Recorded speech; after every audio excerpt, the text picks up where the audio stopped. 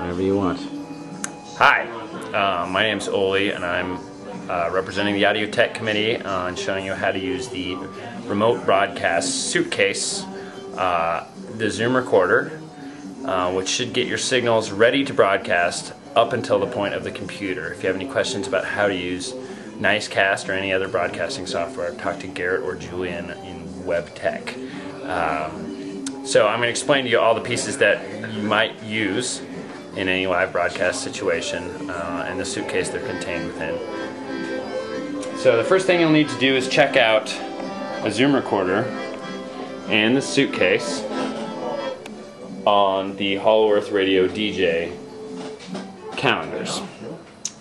There are 3 Zoom recorders, but there's only one broadcast suitcase. The Zoom recorder either takes 2 AA batteries or it can be plugged into the wall. It might be a good idea to make sure there's 2 AA batteries when you leave to head off to your show, in case there isn't an outlet near where you end up having the Zoom recorder. So in any case, turn it on.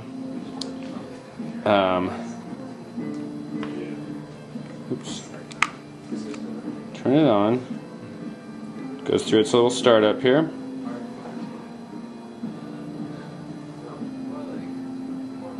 And then you're going to want to select a recording mode. It records in 2 and 4 channels.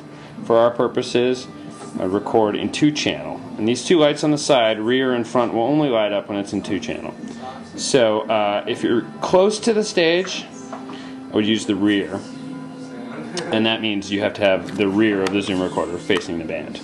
If you're further away from the stage, I would use the front. And to get to the front, just press the left and right arrows. So, and then you'll want to either place it on a tabletop, which you can use this, which just screws right into the bottom here, or on a mic stand up in the air away from people. You won't get as much talking if you have it higher. The way to put it on a mic stand is to just screw this thing into the bottom, and it clips into a normal mic clip, just like a microphone would. And then you'll want to test your level, and you press the big red button in the middle, and you'll start to see levels. That's a little too quiet for my talking right now. You can make it louder. It's a low, medium, high switch.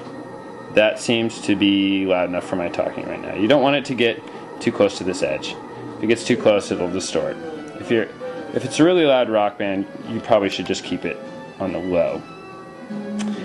Once you have that set up and you make sure it's working, you can always test it with headphones. Put right in there. But before you can broadcast, you'll of course need to unplug your headphones, and I'm going to explain to you why. So now on to the remote broadcast suitcase.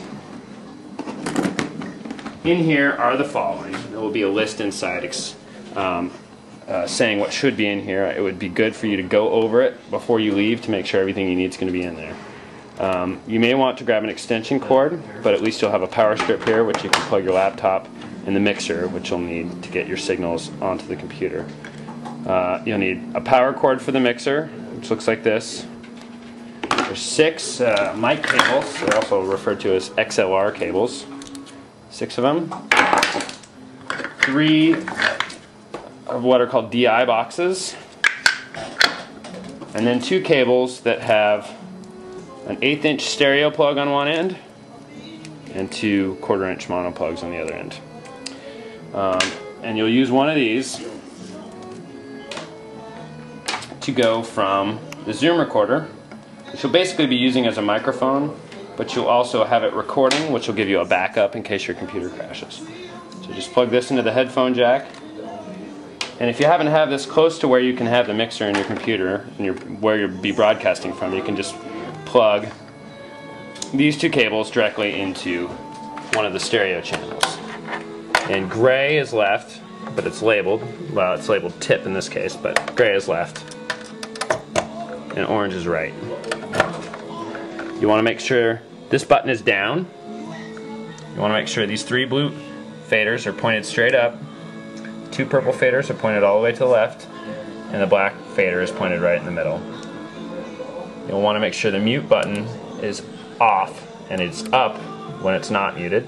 Put the fader at 0, make sure your master fader is at 0, and then you should plug the headphones in here to check.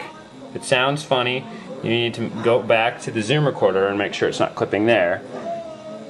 And then you'll want to check to make sure it's not clipping here. Yellow lights sometimes are okay, red lights are bad. So if you've got red lights, you can start. I would start by turning down this fader here.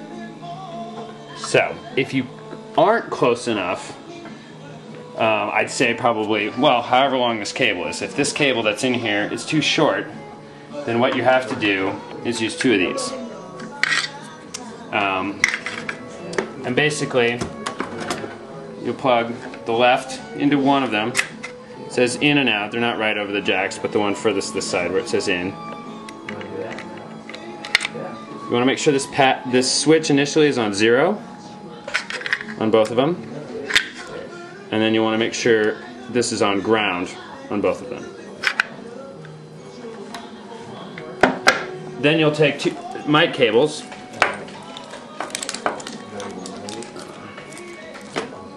and go from the output. Oops. Make sure you plug the female end into the output. And then that will go into two separate channels on the mixer. So one of them again will be left and one will be right. But because it's not a stereo channel, you need to pan one to the left and one to the right. Again, same rules apply. Purple knobs all the way to the left. Blue knobs straight up. And I would start with these black faders that are near the top all the way at 0. And I would keep the low cuts out. If you find people are bumping into the mic stand and you can hear them walking on it, this will help take that out some. So actually, I take that back. I would start with them in. If you want to hear more of the kick drum or some of the low end in the music and you don't think people are going to bump your mic stand, then you can take them out. Again, put the faders at 0. If you find it's not loud enough at that point, you can turn these knobs up. But I think you'll find it will be with these all the way down. And then if you need to turn it down more, you can do it by turning these down. So once you've done that, then you simply take this second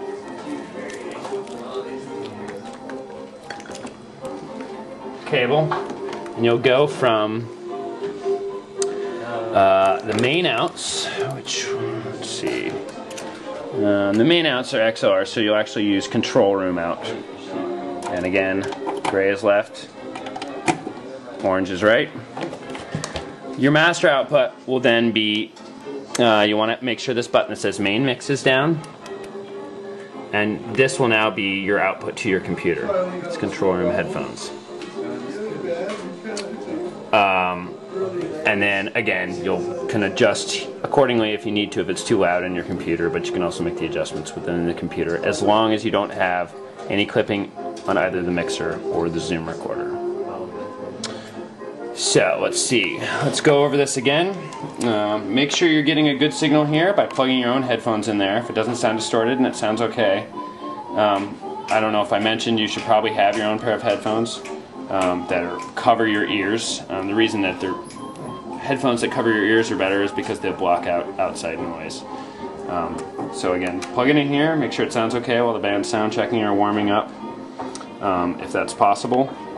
And then plug your signal into your mixer and then check it again on your headphones, and then probably check a third time on your computer. And then you'll have to troubleshoot these things I mentioned if there does happen to be a problem. Should about cover it.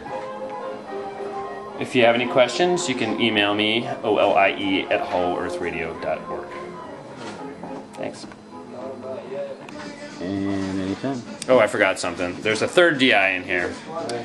This can be used to take a line out of the PA. If there's a person running the sound board at the venue, you can ask them for a line out. It'll typically be a 1/4" cable as well. It again would plug into the input on here, and then you would plug an XLR cable here. The idea is that if you use XLR cables, they'll tend to reject noise that comes from other electronic devices in the space, keeping your signal that you broadcast quieter. So that would go into a third input there, and instead of panning that right, I would do it left and right here. And then I would make sure to listen to it on the headphones before you broadcast it, and probably you're not going to want to use as much of this probably sound better if you use less of the direct input than the Zoom recorder. That's going to be the thing you should rely on, because that's what the listener in the crowd is going to be hearing. This is going to sound slightly unnatural, but it might help bring the vocals up in the mix if that's a problem, or anything else that might be plugged into the PA. So that's what the third DI box is for. So, thanks.